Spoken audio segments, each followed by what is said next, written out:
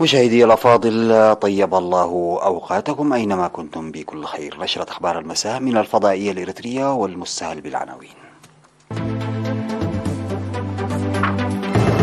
دعوة للحفاظ على الغذاء المتوازن لمكافحة مرض السكري. نتائج مرضية للزراعة الجماعية في حلب.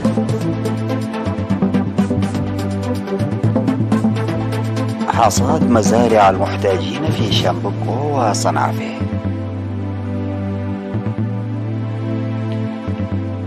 مقتل جنديين سوريين وجرح 3 في قصف إسرائيلي على مطار بحمص. تركيا تعتقل منفذ اعتداء اسطنبول وتوجه أصابع الاتهام إلى حزب العمال.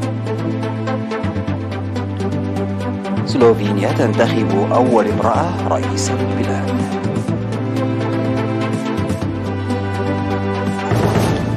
السلام عليكم ورحمة الله. دعت الجمعية الوطنية لمرضى السكري المجتمع للحفاظ على نظام غذائي متوازن والابتعاد عن المشروبات الروحية والتدخين لمكافحة مرض السكري.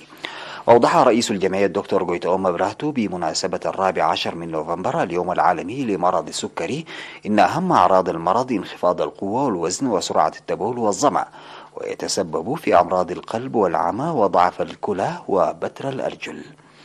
وقال إن الاستثمار الذي تقوم به الحكومة في القطاع الصحي أدى لخفض الكثير من الأمراض في البلاد مثل الملاريا والسل والإيدز والحصبة وشلل الأطفال وغيرها من الأمراض، في الوقت الذي يتزايد فيه مرض السكري ومرض ضغط الدم، مشيرا إلى تقديم الأدوية والخدمات الصحية المجانية لمرضى السكري في البلاد. لذلك فإن إريتريا يشار إليها كنموذج في الدول الإفريقية. وذكر بأن عدد مرضى السكري يقدر ب100,000 في البلاد، لكن المنضويين في الجمعية لا يتعدون 17,000 فقط، موضحا بأن التأطير في الجمعية له الكثير من الفوائد. وأوضح أن مرضى السكري أكثر المتضررين من مرض كورونا، ويجب على المصابين بالسكري استخدام الكمامات باستمرار وتوخي النظافة.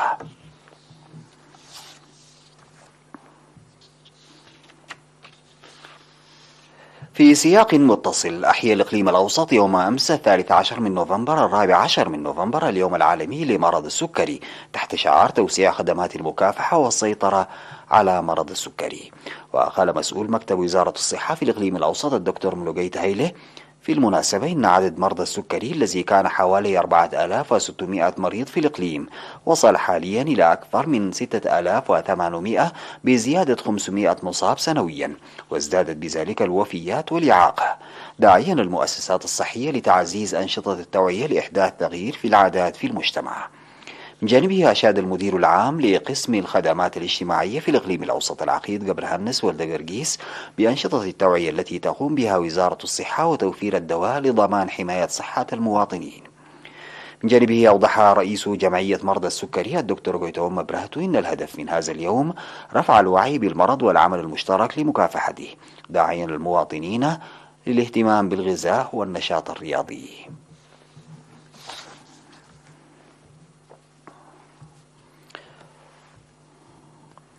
ذكر أعضاء الجمعية التعاونية للمناضلين سابقا أن الزراعة الجماعية التي قاموا بها هذه السنة بالذرة والدخن في مساحة 20 هكتارا حققت نتائج جيدة.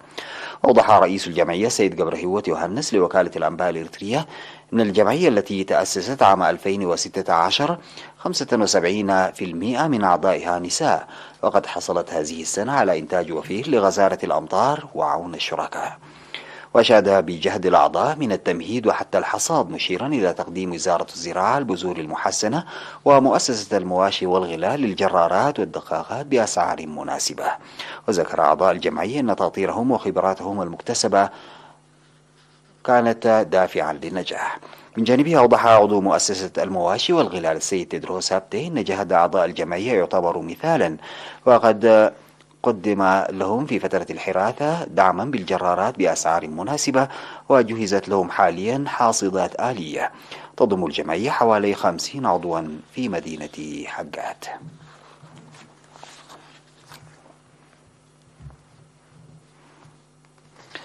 قام السكان وعمال المؤسسات الحكومية والطلاب في مديرية شامبوكو في إقليم القاشبركة ومديرية صنعافة في الإقليم الجنوبي بحصاد مزارع أسر الشهداء والمرابطين للدفاع عن الوطن.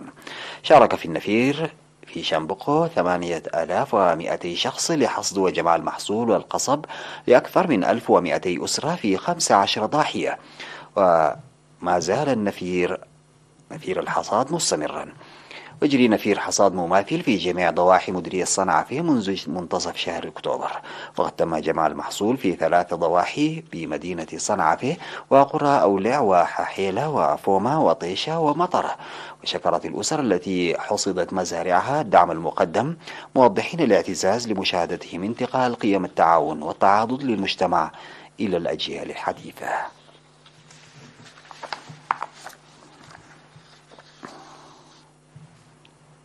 تلقت 64 امرأة من مديرية دبارو دورة تدريبية نظرية وتطبيقية ل3 أشهر في تصفيف الشعر.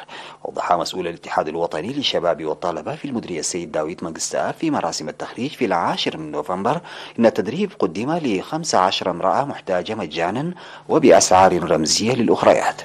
من جانبها أوضح مدير مديرية دبارو السيد فرونجيل تخلايمانوت إن على الشباب بذل الجهد وتعاون الجهات الأخرى في الدعم والمتابعة لتحقيق الدورات التدريبية التي ينظمها الاتحاد الوطني للشباب والطلبة بالتعرف على هويات الشباب نتائج مرضية. وعلم بأن دورات تدريبية ستنظم مستقبلا في مجالات أخرى.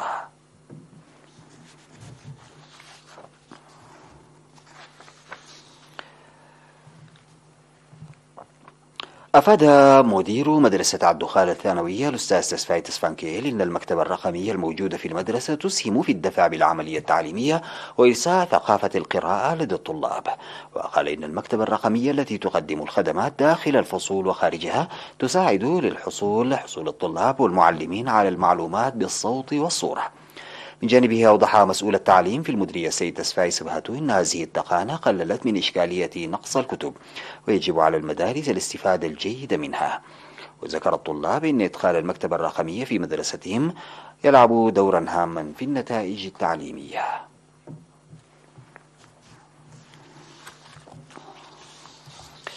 بعد الفاصل سادتي يعود بالأخبار الخارجية.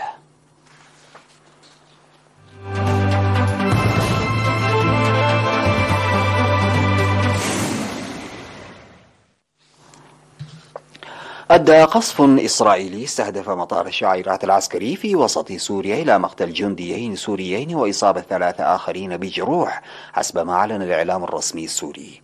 في السياق قالت وكالة الأنباء السورية سانا نقلا عن مصدر عسكري أن الوسائط الدفاعية الجوية تصدت لصواريخ العدوان وأسقطت بعضها في ريف حمص الجنوب الشرقي. وبث التلفزيون السوري مشاهد تظهر تصدي الدفاعات الجوية لصواريخ العدوان الإسرائيلي. جانبها أفاد المرصد السوري لحقوق الإنسان عن وقوع انفجارات بعد قصف إسرائيلي ب4 صواريخ استهدفت المنطقة، حيث المطار والتي تضم مواقع عسكرية عدة تابعة لقوات النظام وأخرى لمجموعات موالية لإيران بينها حزب الله اللبناني.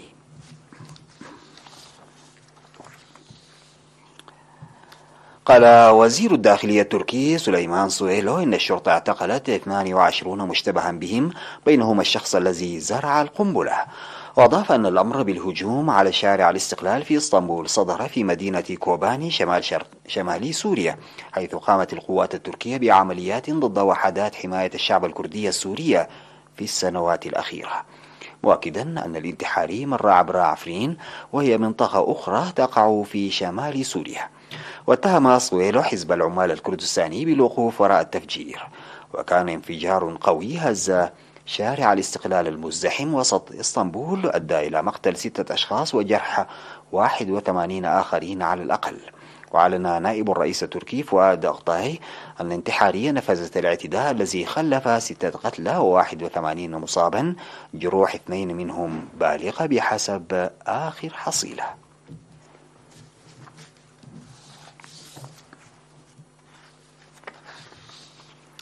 تمكنت ناتاشا بيركموسار من الفوز في جولة الإعادة للانتخابات الرئاسية في سلوفينيا لتصبح أول امرأة تتولى رئاسة الدولة. وفازت موسار بنسبة 53.86% من الأصوات في جولة الإعادة، في حين حصل منافسها السياسي اليميني ووزير الخارجية السابق أنجيلو جار على 46.14% من الأصوات وفقا لبيانات لجنة الانتخابات. وظهرت بيانات اللجنة أن نسبة المشاركة بلغت 49.9%. ورغم أن منصب الرئاسة في سلوفينيا شرفي إلى حد كبير، يظل الرئيس هو القائد العام للقوات المسلحة، ومسؤول أيضا عن ترشيح العديد من كبار المسؤولين ومن بينهم محافظ البنك المركزي، لكن يتعين على البرلمان المصادقة على معظم الترشيحات. اشتهرت رئيسة البلاد الجديدة بتمثيل مصالح السيدة الأولى للولايات المتحدة السابقة ميلانيا ترامب المنحدرة من سلوفينيا.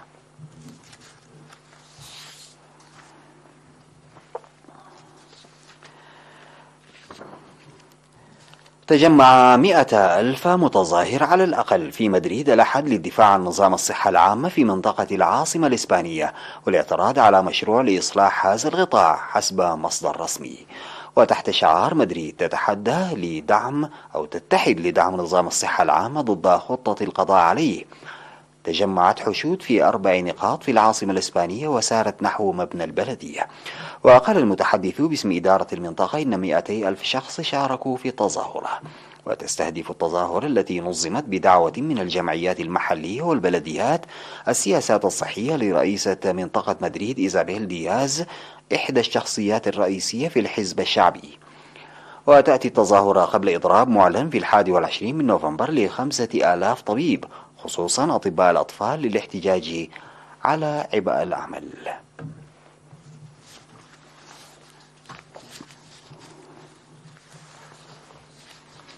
أختم هذه النشرة بتذكير بالعناوين.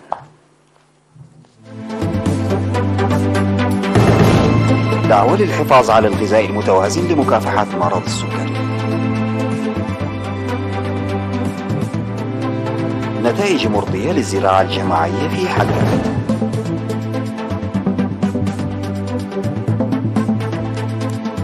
حصاد مزارع المحتاجين في شامبكو وصنعفه.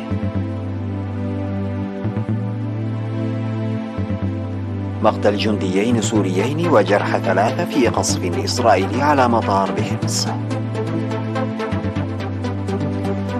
تركيا تعتقل منفذة اعتداء اسطنبول وتوجه أصابع الاتهام إلى حزب العمال الكردستاني. سلوفينيا تنتخب أول امرأة رئيسة للبلاد. انتهت نشرة أخبار المساء، قدمتها لحضراتكم من الفضائية الإريترية. شكرا لمتابعتكم. السلام عليكم ورحمة الله تعالى وبركاته.